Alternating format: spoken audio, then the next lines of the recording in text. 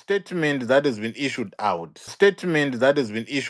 So that was the statement that I was reading. Pandazongoona ndakuona kuti screen yangu yanga yakafreeza. But I'll start to read it again. It was written today. Those who have seen it is fine, but those that have not seen it, let me bring you up to speed. It begins by saying a patriotic call to action, the Million Citizen March for Zimbabwe's Future. So the date is 17th of October 2025. The time is 8 a.m. and the venue is Robert Mugabe Square, Harare. The theme of the event, enough is enough, hashtag arrest Gananda, hashtag end state capture. They go on to say, fellow Zimbabweans, or he goes on to say, fellow Zimbabweans.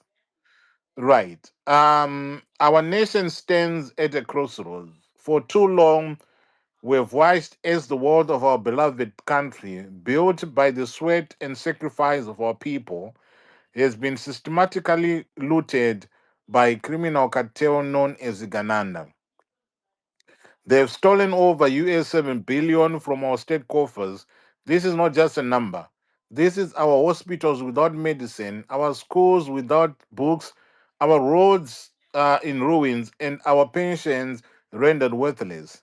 This is the reason our children are living and our parents are suffering in abject poverty, while a connected few live in obscene luxury. To add insult to injury, this grand corruption operates with impunity and protection from the highest office in the face of this national crisis. Our leadership appears either incapacitated or unwilling to act.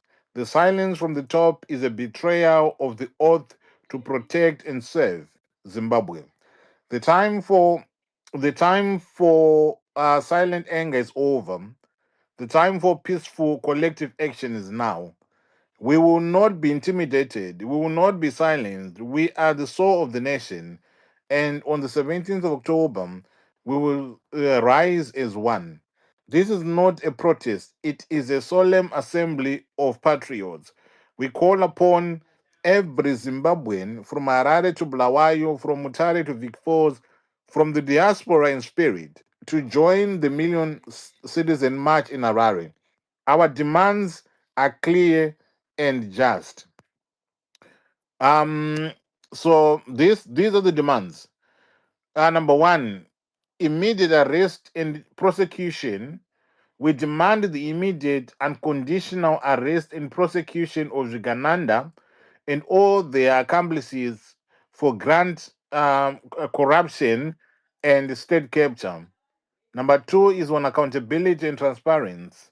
We insist that every public office bearer be held accountable. We demand a full independent audit of all public funds and natural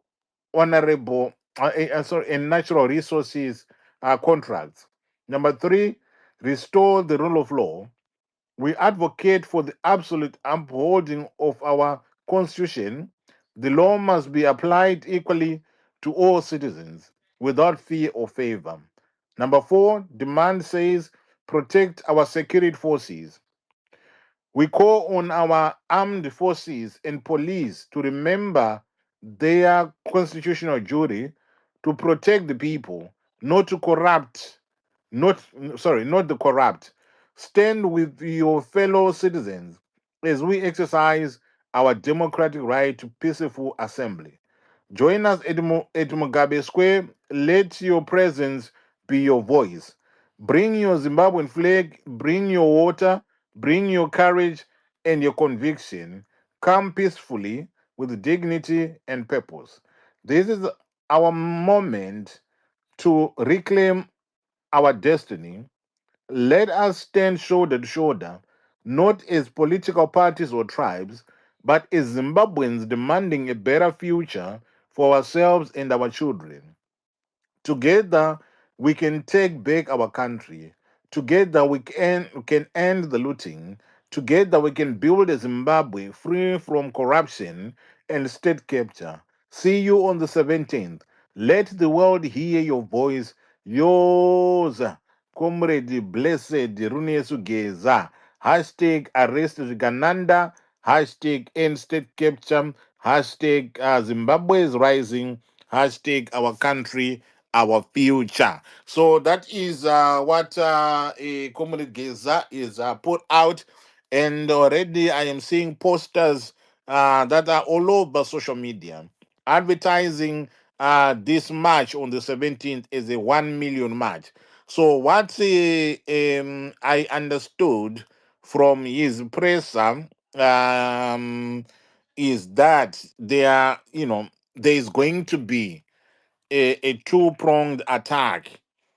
Not attack in the sense of attack, but in the sense that the ZANU PF conference is one of the venues where resistance is going to be exercised.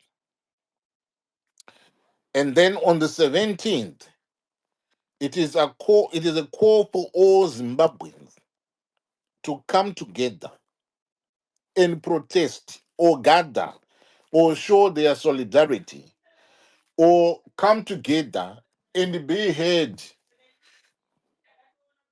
so that those four demands are met. The 17th is being heralded as a day that Emerson Mnangagwa has to go. It's like, the D-Day.